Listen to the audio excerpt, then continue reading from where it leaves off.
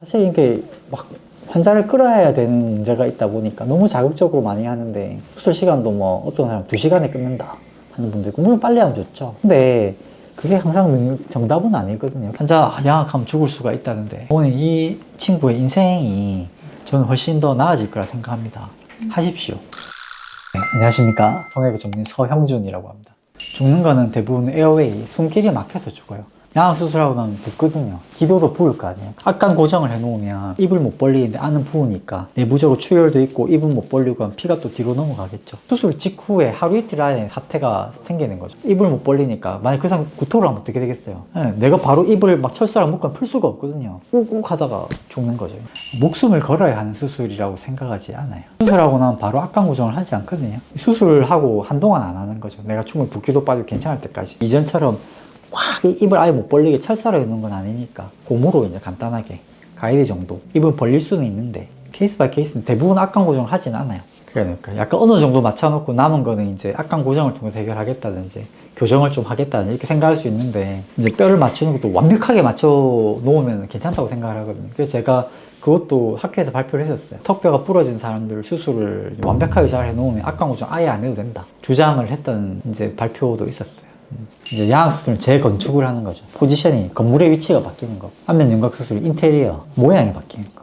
크게 세 가지 문제가 있을 때 양악수술을 고려해 볼 수가 있습니다. 첫 번째는 부정교합이 있을 때. 교정치료만으로는 해결할 수 없는 부정교합이 있는 경우. 두 번째는 외모를 개선하기 위한 경우. 그 마지막 한 가지는 수면무호흡이 있는 경우입니다. 양악수술은 굉장히 환자 만족도가 높은 수술이에요. 굉장히 드라마틱한 변화가 생기기 때문에 외모적으로도 굉장히 많이 개선될 수 있어서 인생이 바뀐다고 대부분 이야기를 해요. 입술을 뒤집은 상태에서 입술 안에 점막을 절개해서 이제 뼈를 노출시키는 거죠. 뼈로 접근을 해가지고 뼈를 위치를 이제 파악을 한 다음에 우리가 원하는 위치에 절골을 하고 뼈를 이제 자르고 위동을 시키는 거죠. 잘 늘려서 해야 되는 거죠. 잘 늘어나요. 남자 여자 차이 이런 거 물어보거든요. 남자가 피도 더 많이 나고 근육이 크잖아요. 뼈도 골격도 크고. 여자들은 박내하면 좀 부드러워요. 뼈랑 주변의 연부 조직, 뼈막이라 이런 것들 다 분리하는 과정을 말하는 거죠. 분리시킨 상태에서 잘라야 되니까. 근데 분리시킨 과정에서 남자들이 피가 좀 더 많이 나죠. 수혈은 하는 경우 별 거의 없어요. 근데 준비는 항상 해요. 만약의 상황에 항상 대비는 해야 되거든요. 근데 대부분 이제 그런 위험한 상황을 잘 안 만들려고 하죠. 대학병원이냐 개원가냐 이런 것보다는 항상 수술을 결정할 때 신뢰할 수 있는 선생님하고 하는 게 좋다고 생각하고, 교육을 오랫동안 한 사람은 추천할 수 있죠, 자신 있게. 근데 그런 사람이 몇 명이나 되겠습니까? 성형외과 의사 뭐 2,000명, 3,000명 될 건데 제가 수술 본 사람은 소수거든요. 일단 전신 마취를 할 수 있어야 되겠죠. 마취가가 없는 병원에서 양악수술 안 할 거고 아마 초빙에서 하시든지 하겠죠. 수술실 같은 경우가 보면 일반적인 시술실 수준이 아니고 대학병원에서 하는 것처럼 클린해야 되잖아요. 깨끗해야 되고, 병원 안에 수술실만 전부 양압 시스템이 갖춰져 있거든요. 공기를 계속 밀어내요, 바깥으로. 그래야지 먼지 같은 게 생기더라도 안으로 안 들어오고 밖으로 나가니까. 미세먼지에 대한 수치를 재는데 그게 굉장히 낮은 수준으로 세팅되어 있습니다. 대학병원보다 더 낮을 수도 있어요. 그게 감염률이랑 연관이 있다고 생각하니까. 그 다음에 수술하고 나면 마취과에서 환자가 잘 회복하는 걸 보고 병실 올라가는 그런 과정이라든지 그런 조건들이 필요할 것 같아요. 다양한 케이스를 경험을 해본 사람들은 조금 그러면 포텐셜이 높은 것 같다 얘기는 해요. 레지던트 때 한 번도 안 본 수술을 하기가 쉽지 않거든요. 학회에서 발표를 많이 하시는 분들, 논문 쓰면서 내가 내 케이스를 보게 되거든요. 잘하고 싶어서죠. 그러니까 학회에 제가 발표도 많이 하는데 그게 내가 잘하니까 한 수 배워 가르쳐 줄게 이런 게 아니에요. 사실은 제가 제 공부를 제일 많이 하고 제 케이스를 다시 뒤집어 보게 되거든요. 근데 논문을 안 쓰시는 선생님들 중에 또 수술 잘 하시는 분들 많거든요.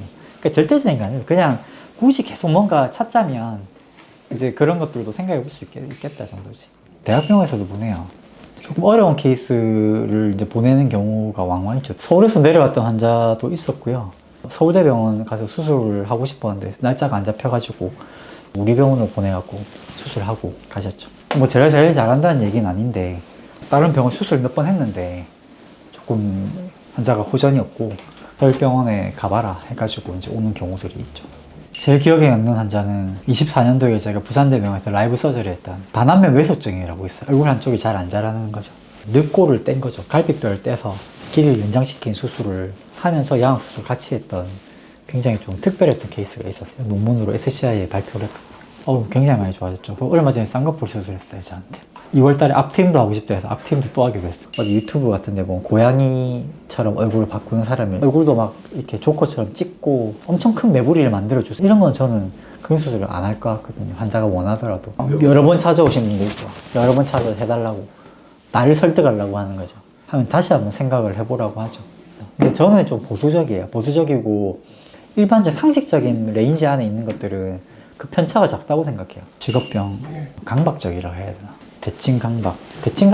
대칭강박 이런 것보다는 그냥 어쨌거나 완벽하게 하려고 다시 한번 체크하고 이런 경우가 좀 완벽하게 수술을 하고 싶거든요. 내과에서 사는 게 그런 일상의 연속이에요.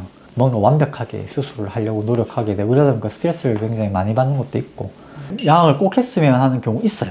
의료보험 적용도 받을 수 있고 선천성 기형도 있고 부정교합도 있고 외모 개선도 있는 경우 그런 환자인데 안 하고 싶어 했던 환자가 있었는데 제가 설득시켜서 했거든요. 엄청 환자 만족하죠. 환자 양악하면 죽을 수가 있다는데 아니라고 그 모친이 같이 왔었어요.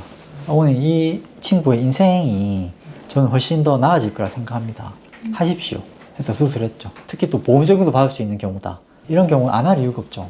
그러니까 여러 가지 문제가 복합돼 있어서 이걸로 다 해결할 수 있는데 안 하는 거는 왜 안 하는지 잘 모르겠다는 거죠. 그래서 이제 그런 경우 해라고 해요. 잘 씹고 외모도 이뻐지는데 비용도 보험 적용 받을 수 있는 상황까지 되면 안 할 이유가 전혀 없는 거죠. 네, 혹시 궁금한 게 있으시면 댓글 달아주시면 제가 아는 선에서 최대한 자세하게 답변 드리겠습니다. 감사합니다.